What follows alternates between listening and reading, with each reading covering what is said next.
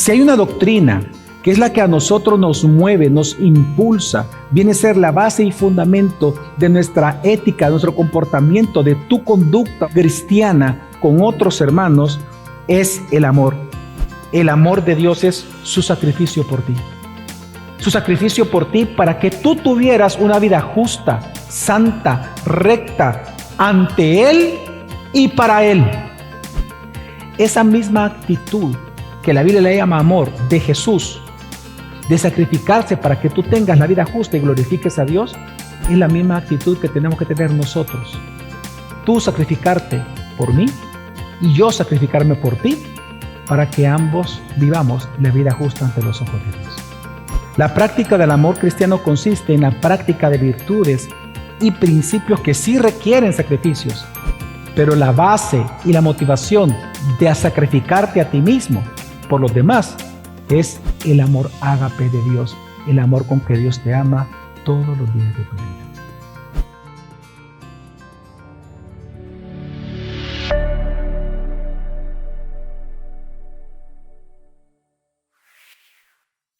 La semana pasada iniciamos una serie llamada La práctica del amor fraternal, y nuestro pastor nos enseñaba que el amor procede de Dios y viene a ser real para nosotros de parte del Señor, porque Dios es amor, porque es su naturaleza, no es una virtud en Él, es un atributo, es su esencia. Al observar la cruz podemos ver la manifestación de su amor, ese amor ágape, Cristo muriendo por usted y por mí. Por lo tanto, como iglesia podemos saber ahora qué es el amor. Si a usted le preguntan qué es el amor, usted ya conoce y tiene una respuesta bíblica. El amor es sacrificio. Es así como nosotros debemos de amar, de esa misma manera, de forma sacrificial. Así que el amor en la iglesia, entre cristianos, es la práctica de ese amor ágape que Dios ha manifestado en cada uno de nosotros y lo aplicamos a nuestros hermanos. Es por eso que podemos amarnos, fíjese, a pesar de la ofensa, a pesar del orgullo, a pesar de la indiferencia, a pesar del enojo, a pesar de tantas situaciones que vivimos cada uno de nosotros. Así que lo que debemos de imitar de Jesús es su amor. Así debemos de amarnos unos a otros con el mismo amor ágape.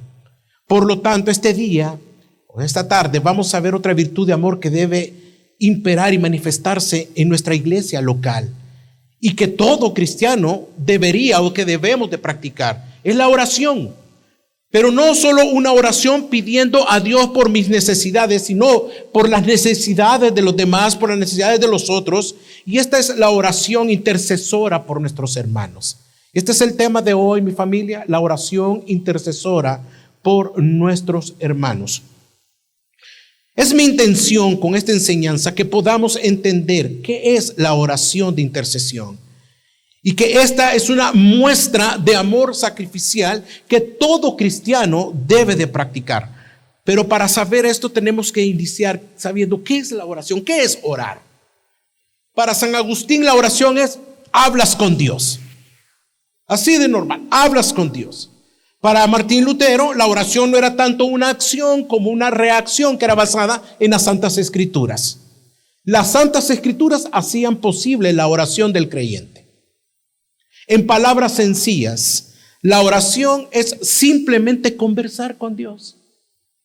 Es el privilegio que como hijos tenemos de una relación restaurada y reconciliada con Dios a través de Jesucristo.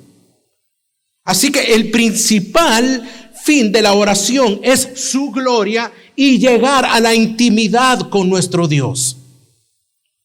También debemos de saber que la oración es el medio divino designado por el Señor Jesucristo para los creyentes.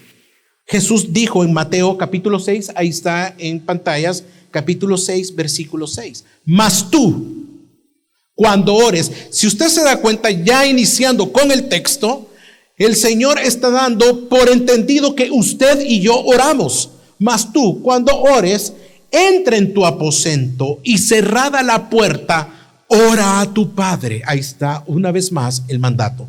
Ora a tu Padre que está en secreto, y tu Padre que ve en lo secreto te recompensará en público.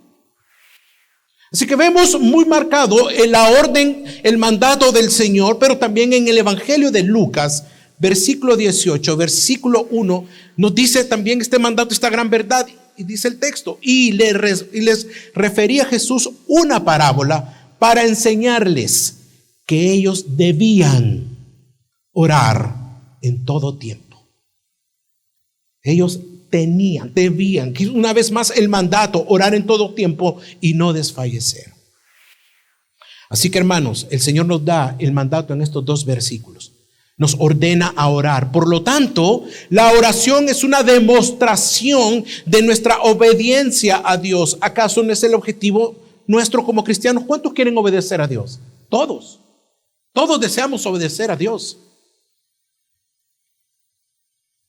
Así que la oración es la demostración de obediencia a nuestro Señor porque es un mandato de parte de Él. Debemos de entender que como cristianos la oración ocupa un lugar vital en nuestra estadía aquí en la tierra y que la iglesia, nuestra iglesia y la iglesia cristiana se diferencia de otras religiones, aunque fíjese bien, aunque en estas religiones pueden rezar, pueden orar, pueden meditar, pueden elevarse, pueden hacer lo que quieran. Pero nosotros lo hacemos como un pueblo redimido. Esa es la gran diferencia. Siguiendo el ejemplo de nuestro Señor. ¿Qué nos distingue ante estos grupos religiosos y moralistas? Diga después de mí, el Evangelio. Esa es la diferencia. Porque ellos no conocen de Cristo, nosotros sí. Estos grupos religiosos oran y no son cristianos. Pero no se puede ser cristiano y no orar. Todos decimos y sabemos que la oración es un privilegio. Todos lo sabemos muy bien. De hecho, lo aconsejamos y le decimos, oremos. Es un privilegio de parte de nosotros como hijos de Dios. Pero también debemos de entender de que no solo es un privilegio, sino que es una responsabilidad del cristiano. Es un deber y se requiere de parte de nosotros esfuerzo. También se requiere voluntad. Se requiere dedicación, conocimiento de la palabra de Dios, obediencia al Señor. Pero por la caída, la oración no es natural en nosotros. Aunque fuimos creados para su gloria, para tener comunión y amistad con Dios, pero por la caída nos hemos vuelto perezosos e indiferentes. No, yo qué orar, ya no sé, se me pone en blanco la mente, fíjese, pastor. No, yo parezco, usted puede ser insomnio. Ore, en 3 minutos está dormido.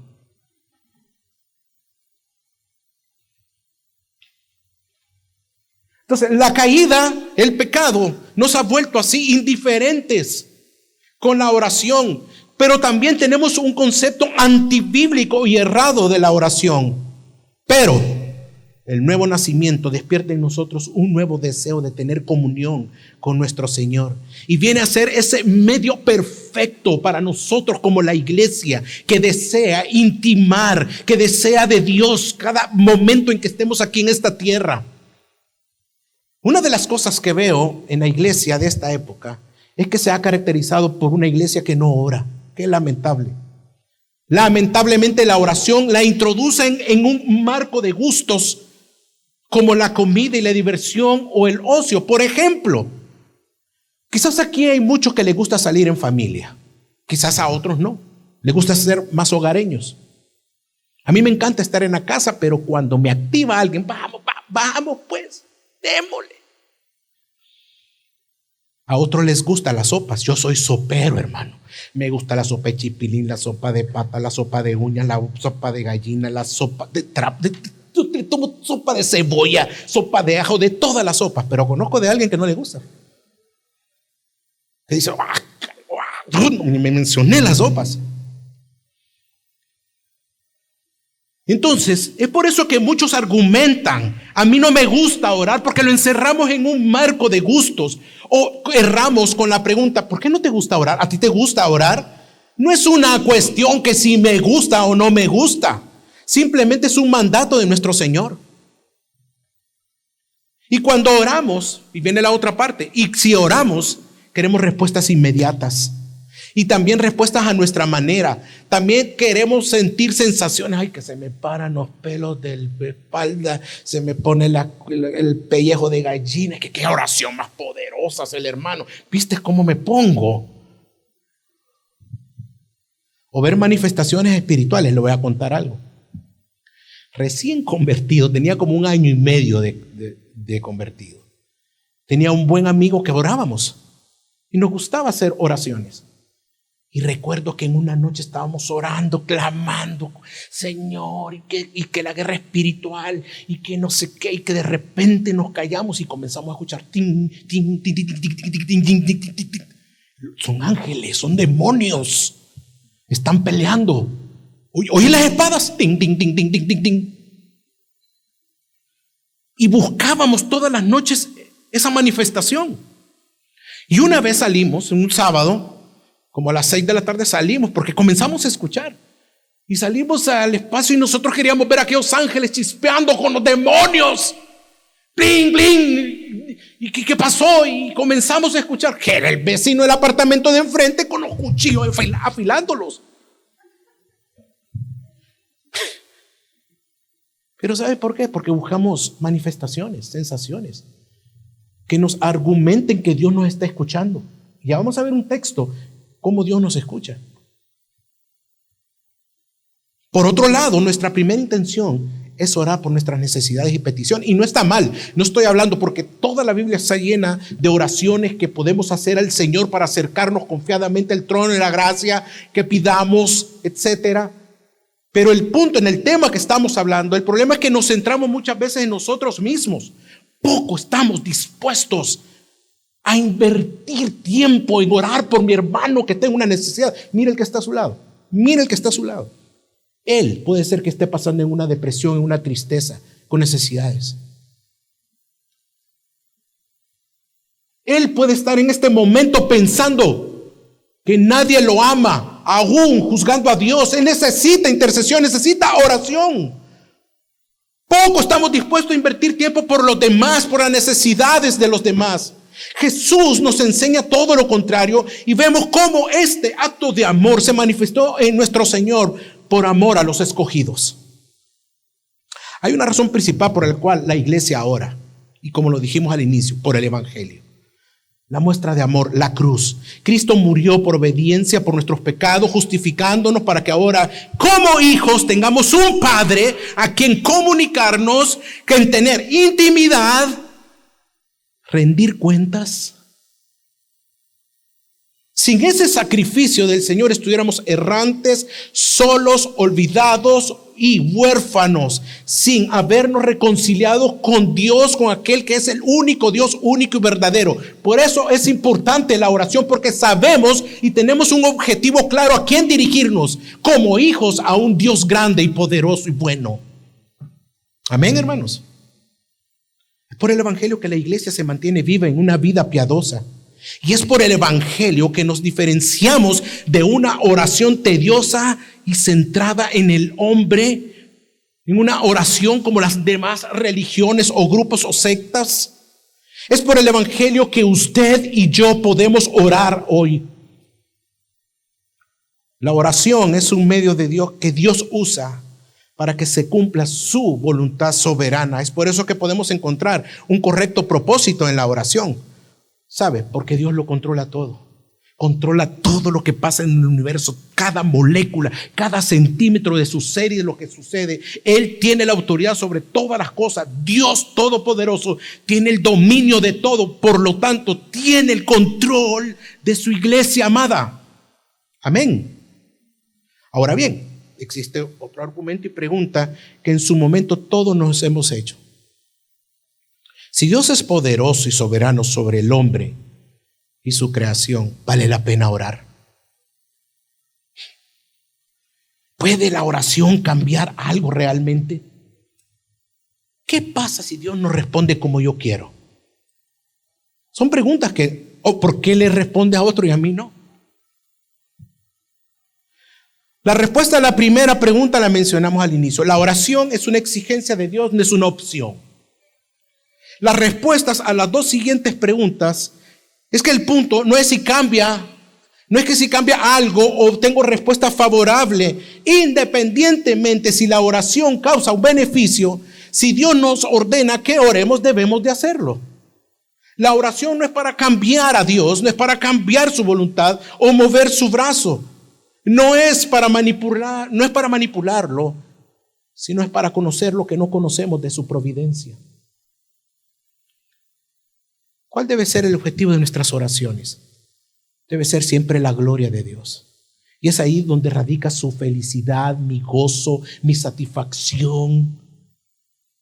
Independientemente cuál sea la respuesta a nuestras oraciones, Dios será glorificado.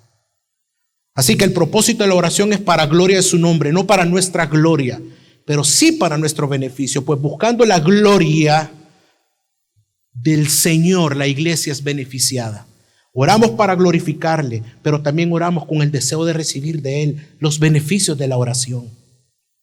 Y estas pueden ser contestadas siempre, y serán contestadas en su tiempo, en su momento, bajo la voluntad divina de Dios. La pregunta es, ¿está usted orando? ¿Usted ora? ¿Está obedeciendo el mandato de parte del Señor? ¿Cuánto tiempo lleva de no orar? ¿Está teniendo esa comunión con Él por medio de la oración? Ahora, ¿de quién es el mejor ejemplo que podemos nosotros tomar para la oración intercesora?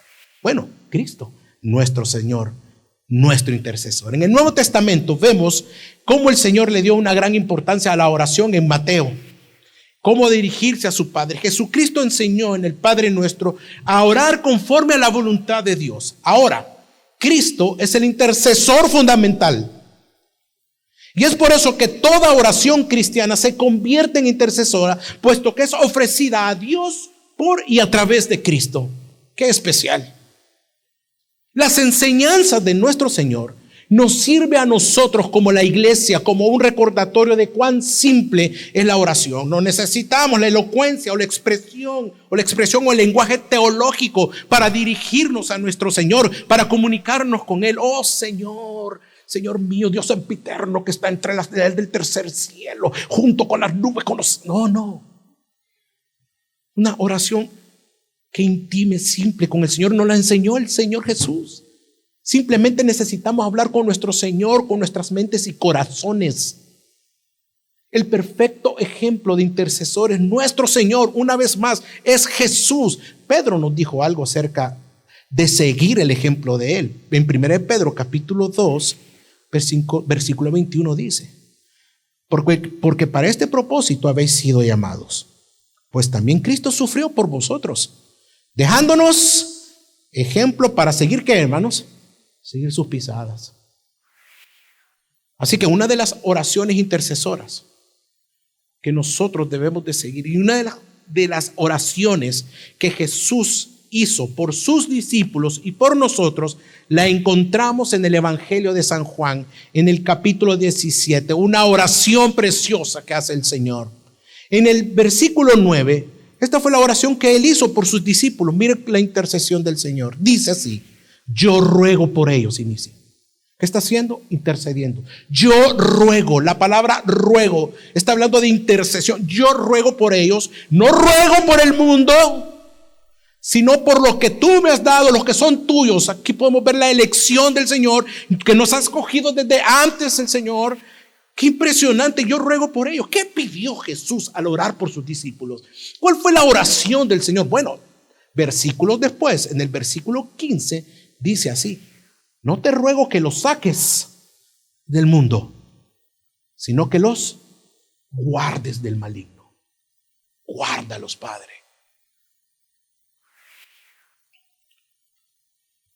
Vamos a dejar un rato el texto de Juan 17, ya vamos a regresar a él. Pero quiero que veamos en el Evangelio de Lucas otra oración. Esta la hizo por Simón Pedro. Dice en Lucas 22, 31 al 32. Simón, mira que Satanás os ha reclamado para zarandearos como a trigo, pero yo he rogado por ti para que tu fe no falle. Satanás te ha reclamado. Mire, que me venga a reclamar la policía o alguien, está bien, que me venga a reclamar Jackie, mi esposa, está bien. Pero que Satanás, que te digan que Satanás te ha reclamado, o sea, eso es otra cosa. Y aquí lo que está pasando es esto. Le está diciendo, Pedro, Satanás va a mover tu fe, tu creencia, tu seguridad en todo lo que yo he predicado, en todo lo que te he enseñado. Pero ¿cuál era la seguridad que tenía entonces el Señor en orar de esa manera? Había una seguridad de parte de Él. Por eso oraba por sus discípulos y oró por Pedro. ¿Cuál era? Bueno, capítulos antes, cuando Él resucita a Lázaro, en el Evangelio siempre de Juan, en el capítulo 11, 41 al 42, dice lo siguiente. Entonces quitaron la piedra. Jesús alzó los ojos a lo alto y dijo, estamos hablando en el momento por lo que sucedió. Padre, te doy gracias porque me has oído. Ahorita resucitó Lázaro. Escuchó su oración, pero en el 42 dice, yo sabía que siempre me oyes, pero lo dije por causa de la multitud que me rodea para que crean que tú me has enviado. La seguridad en la que Jesús descansaba era que el Padre escuchaba su oración intercesora. Cada oración que hizo el Señor fue contestada. Y cuando oró por sus discípulos, pidió, Padre, te pido que los guardes. Nunca dijo, llévatelos, Señor, por favor, te lo pido, llévatelos al cielo, sácalos de este mundo y mata al diablo. No. Su oración fue, guárdalos. ¿De quién? Del maligno, guárdalos del maligno. Volviendo a Lucas 22, con Pedro. Pedro, el diablo quiere zarandearte como a trigo, Pedro. Ay, Peter, te ha reclamado el diablo. Ahora bien, Jesús no intervino diciendo, pero yo ya di la orden. Tranquilo, Pedro, tranquilo, hijo. Yo ya di la orden que no te toque. Es bien ilógico. Te han llamado para zarandearte. ¿Y qué esperamos? ¿Cuál es la respuesta natural que esperamos? Pero aquí estoy yo, ¿dónde está? Vamos, venga, vamos a dar. No, pero yo he orado. ¿Qué es lo que esperamos nosotros? Respuestas inmediatas, ya. Pero yo he orado para que tu fe no falle. No, hombre, yo quiero que me libre de ese tipo. Quiero que hagas algo, ya, quiero verte en acción. No, pero yo he orado, Pedro. En su providencia, las cosas ocurrieron porque Pedro necesitaba entender y saber lo que había en su corazón pecaminoso. Necesitaba entender que hay algo que debía de manifestarse en Pedro. Jesús hizo algo más importante por su discípulo y no fue quitar al diablo de en medio, sino orar, interceder. Dice el versículo 32, pero yo he rogado por ti para que tu fe no falle. Y ese mismo Pedro que maldijo, juró y negó 3 veces a Cristo, fue el apóstol de Pentecostés que predicó a 5,000 personas y escribió 2 libros del Nuevo Testamento. ¿Pero por qué? Porque Jesús oró e intercedió por él. Ve, hermano, qué importante es la oración de intercesión por los demás. Pero es importante decir que la oración también fue por nosotros. En el versículo 20 dice, pero no ruego solamente por estos, sino también por los que han de creer en mí por la palabra de ellos. Jesús ha orado para que usted y yo seamos guardados. Esa es una oración que trasciende los siglos, que trasciende las edades. Hermano, Jesús es nuestro profeta, Jesús es nuestro sacerdote, Jesús es nuestro rey y su muerte expiatoria es una parte integral de su trabajo como sacerdote. La Biblia revela que la intercesión de nuestro Señor a favor de su pueblo es esencial para su obra sacerdotal. Dice Hebreos 24, 25, 7, 24 y 25, que Él está siempre intercediendo por nosotros, pero Él conserva su sacerdocio inmutable, puesto que permanece para siempre, por lo cual Él también es poderoso para salvar siempre a los que por medio de Él se acercan a Dios, puesto que vive perpetuamente para interceder por ellos. Esta frase, salvar para siempre, ¿sabe lo que significa?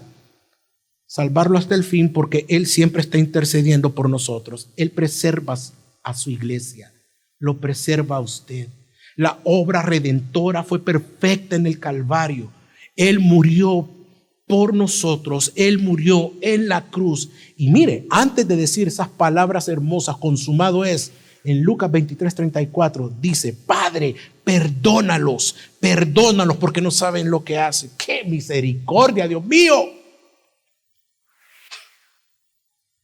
Intercedió por aquellos que lo estaban vituperando, flagelando, escupiendo, burlándose. Si eres el Hijo de Dios, baja. Perdónalo, Señor. ¿Se da cuenta? Cristo, el único mediador entre Dios y los hombres. Pero el Señor no ha terminado su intercesión. Jesús continúa orando por usted y por mí. Dice Romanos 8:34. ¿Quién es el que condena? Cristo Jesús es el que murió. Si más aún, el que resucitó. El que además está a la diestra de Dios, el que también intercede por nosotros. ¿Se da cuenta, querido hermano?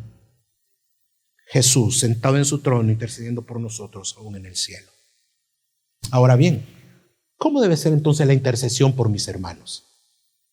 ¿Qué es la intercesión? La oración intercesora. En palabras sencillas, la oración intercesora es el acto de orar y suplicar a Dios a favor de otros por parte de un creyente. Usted y yo mostramos ese amor sacrificial cuando dejamos a un lado por un momento mis súplicas personales por suplicar por las de él, suplicar las de ella, la de mi hermano, el que está junto conmigo, por mi discipulador, por mi pastor, por la iglesia. Es por eso que es amor en acción.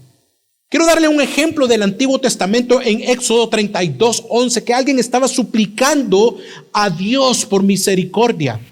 Dice: entonces Moisés oró en presencia del Señor y dijo: oh Señor, ¿por qué se encenderá tu furor contra tu pueblo, que tú sacaste de la tierra de Egipto con gran poder y con gran mano fuerte? Porque han de hablar los egipcios diciendo: para mal los sacó, para matarlo en los montes y para raerlos de toda la faz de la tierra. Vuélvete del ardor de tu ira y arrepiéntete de este mal contra tu pueblo.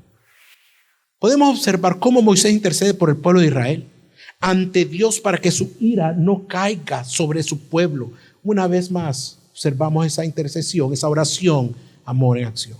Entonces, al orar intercediendo por mis hermanos, muestra el carácter de Cristo. Así como lo hemos estado viendo anteriormente. Jesús por amor ora por sus discípulos y después por nosotros. Ahora, ver la relación del Padre, de Cristo y el Espíritu Santo en la Trinidad, en el capítulo 17 de Juan, nos da ese modelo para que nuestras relaciones sean conforme a ese modelo del Señor, como nosotros lo vemos, en la comunión como cristianos que nosotros debemos de tener. Así que el Señor se dispuso a realizar una obra difícil a beneficio de otros, el orar intercediendo por los demás, aunque lo persiguieran y lo injuriaran. Él amaba a los demás y dispuso sufrir y morir por obediencia y amor a su Padre. Así debe ser entonces nuestra actitud, como la de él, amar a los demás, a mis hermanos, mi iglesia. Muchas veces vamos a dejar de orar por nosotros mismos por orar, interceder por su prójimo. Fíjese que yo tengo un ejemplo de oración intercesora de alguien, mi madre.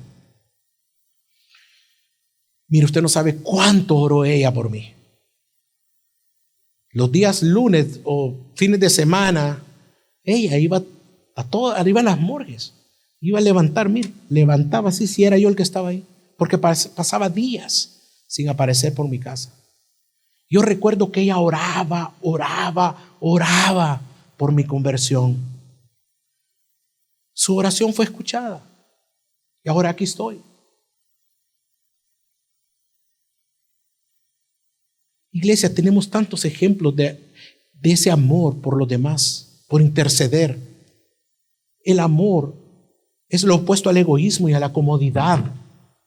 Vamos a tener que quitar esa comodidad por orar a los demás. Mire, y quizás su hermano jamás se dé cuenta de que usted estuvo orando por él. Pero de eso se trata el amor ágape, un amor sacrificial que exalta a Dios y no exige y espera gloria terrenal. Pero Dios sí lo sabe todo.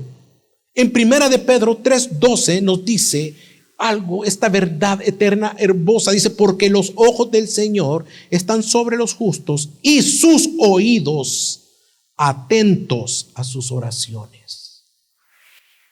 Pero Él sí sabe que usted estuvo orando, que estuvo mostrando amor por su hermano por medio de la oración, amando como Cristo amó. Y eso es lo importante. En 1 Corintios 13 dice que el amor no se comporta indecorosamente, no busca lo suyo, no se irrita, no toma en cuenta lo recibido. Así es el amor, no busca su propio beneficio. El amor es sacrificio, no busca su propio interés, le sirve al otro. No toma en cuenta el mal recibido. Así que la práctica del amor de Dios es ahora para nosotros un mandato para la iglesia. Este amor no puede ser manifestado por el viejo hombre, sino que se manifiesta porque Cristo ahora nos habita. Esa es la razón por la cual oramos. Intercedemos por las necesidades de nuestros hermanos, porque el Evangelio nos impulsa a hacerlo. El conocimiento de Dios a través del Evangelio de nuestro Señor es un sacrificio en amor, pues tiene que ver orar por la necesidad del otro y muchas veces no por las mías. La pregunta que nos podemos hacer entonces, ¿cómo oro a Dios? ¿Cómo debo de interceder? ¿Cómo lo puedo hacer? Porque yo quiero y deseo orar. Bueno, los puritanos tenían bien claro la manera de orar. Dice este pastor Palmer Robertson, él escribió: la oración en esta forma, la palabra, es nada más y nada menos que lo que los antiguos puritanos llamaban suplicar las promesas. ¿A cuántos Dios le ha dado promesas? A todos. Pero son las promesas de la Escritura. Dios le ha hecho promesas a su pueblo. Su pueblo responde redirigiendo esas promesas en forma de oración. Estas promesas las vemos en la Biblia. Así que nosotros debemos de orar la palabra de Dios, cantar la Biblia, adorar con base a la Biblia, como nos enseñan los hermosos salmos, suplicar las promesas bíblicas, clamando por nuestros hermanos las promesas de la palabra de Dios para nuestro prójimo. Pero también podemos escudriñar las Escrituras en referencia a los atributos de Dios y convertirlas en puntos de adoración. Hay un atributo que a mí me encanta, todos son hermosos, pero este atributo de la inmutabilidad de Dios, podemos orar en bases. Señor, tú no cambias, eres hermoso, Señor. Tú eres el Dios de hoy, de ayer y de siempre. Señor, te pido por mi hermano que está en este pecado. Yo te pido, Señor, porque tu palabra es fiel, porque tú no... Estamos adorando también al Señor en base a un atributo. Y aquí se termina el argumento. No sé qué orar. Se me terminaron las palabras de decirle al Señor. Mi mente se queda en negro o en blanco, no sé en qué color. Hermano, abra la Biblia y ore bajo la Escritura. Y sabe algo, y pedirá muchos más años de vida para orar la palabra. No le alcanzarían sus años. Cuanto más poderoso sea en la palabra, más poderoso será en la oración. Y no estoy hablando que va a hacer cosas. Estamos hablando de una conciencia en su espíritu, en su mente, quién es Dios en su vida y orar por los demás. Sabiendo esto, desde nuestro Señor Jesucristo, los apóstoles, en el libro de los Hechos, después de los reformadores y como mencionamos a unos puritanos, quiero mencionar también a Dr. Sproul, Matthew Henry, Calvino, Lutero, todos ellos. Podemos ver cómo estructuraban sus oraciones en adoración, confesión, petición o súplica, intercesión, agradecimiento o acciones de gracia. Esa era la estructura de ellos. El orden varía entre estos hermanos, pero no falta ninguno de los elementos y sobre todo la parte de interceder por otro. Cualquier estructura que usted desee, no falta elemento de la intercesión por los hermanos. Y quizás va a haber momentos en que el Espíritu Santo lo conduzca a solo orar por alguien. Y usted quizás desee orar por usted mismo, pero recuerde, amar al hermano es interceder por él. Y el principal protagonista y herramienta debe ser en nuestra oración la palabra de Dios. El amor no busca lo suyo. Vamos a interceder por nuestros hermanos. ¿Por qué interceder? Quiero darle una guía simple por quién hacerlos, junto con algunos textos bíblicos. Por ejemplo, si usted quiere orar por su familia, por su iglesia, por amigos cristianos, por sus vecinos, por ellos debe orar por esas personas. O por aquellos que no han venido a Cristo. Porque por todos aquellos que están en autoridad en nuestro país, como lo dice 1 Timoteo, por el Evangelio, Como lo dice Filipenses 1:15, por los pastores. Igual lo dice Filipenses 15-19, por la iglesia. En 1 Timoteo capítulo 2, del 1 al 6. Por sus amigos. Job 42. Por los enfermos. Santiago 5:14. Por los enemigos y quienes le persiguen. Mateo 5, de 43 al 48. Por aquellos amigos que lo han abandonado, lo han traicionado. 2 Timoteo 4, 16 al 17. Está pasando por crisis, por traición, 2 Corintios 11, del 22 al 30. Un ejemplo práctico, cómo orar por tu iglesia y por tu familia, lo encontramos en Efesios 3:14. Nosotros vemos acá la oración de Pablo. Este es un ejemplo de orar, cómo orar por tus hijos. Por esta causa doblo mis rodillas ante el Padre nuestro Señor Jesucristo, de quien recibe el nombre de toda familia del cielo y la tierra, para que conceda con las riquezas de su gloria ser fortalecidos con el poder, por su espíritu en el hombre interior. De manera que Cristo more por la fe en vuestros corazones, y que arraigados y cimentados en amor, seáis capaces de comprender con todos los santos cuál es la anchura, longitud, altura y profundidad, y conocer el amor de Cristo. Pablo le dice que por esa causa había doblado sus rodillas, porque ellos habían sido salvos en el capítulo 2, pero que ahora que se den cuenta que por causa de ese amor que nos amó, deben de vivir para Dios, para Cristo. Esa es la oración. Igual no podemos hacer nosotros, por nuestra iglesia, por nuestros pastores. Ese amor que es tan grande que no lo puede describir con palabras como anchura, etcétera, etcétera. Lo que dice el versículo 18, altura, profundidad, longitud, grande, el amor de Dios mostrado en Cristo. Tomemos un ejemplo como este para interceder por los demás, pues de la misma manera. Usted, su hijo está en la universidad y está siendo bombardeado con tantas doctrinas, pues ore y dígale al Señor, Señor, que mi hijo llegue a ese conocimiento del evangelio, ese conocimiento que está sobre otro conocimiento. Orar por sus hijos, por su esposo, por su esposa, por aquel familiar que aún no conoce al Señor o que se ha apartado del Señor, o de aquellos que dicen ser cristianos y dan fruto no dan fruto de su conversión. Mire lo que dice el Salmo 14. Dice el necio en su corazón: no hay Dios, se ha corrompido, hacen obras abominables, no hay quien haga el bien. Señor, te pido por mi esposa, te pido por mi esposo, que se ha apartado, que no ha venido al evangelio. Señor, él dice que tú no existes, que no hay Dios, que no existes. Él se ha corrompido, está en este pecado. Señor, ten misericordia de su vida. Pero después dice, en el versículo 6 y 7, leemos la esperanza. Oh, de Sión saliera la salvación de Israel. Cuánto Jehová hiciera volver a los cautivos de su pueblo. Señor, pero tú eres misericordioso, porque la salvación es tuya, porque es de ti, de Cristo viene la salvación. Ten misericordia de mí. Y así puede orar. La salvación es del Señor, hermanos. Ahora bien, para ir concluyendo, hermanos, la gran pregunta que hice al inicio: ¿oras? ¿Estamos orando? Solo el orgulloso no ora. Y si oras, estás intercediendo por tus hermanos, por la iglesia, por tus pastores y sus familias, tu discipulador, por aquellos que no conocen del Señor.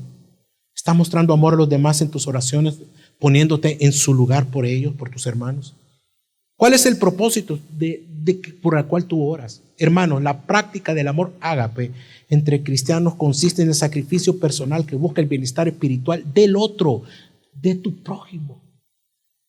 Tu vida de oración debe de ir acompañada con una relación con Dios por medio de la meditación y escudriñar las Escrituras. ¿Quieres saber cómo está tu comunión con Dios? Piensa, ¿cuándo fue la última vez que leíste la Biblia y después oraste? Y después oraste también por tus hermanos. ¿Te acuerdas cuando te convertiste al Señor? ¿Te recuerdas esos primeros años y meses cómo orabas?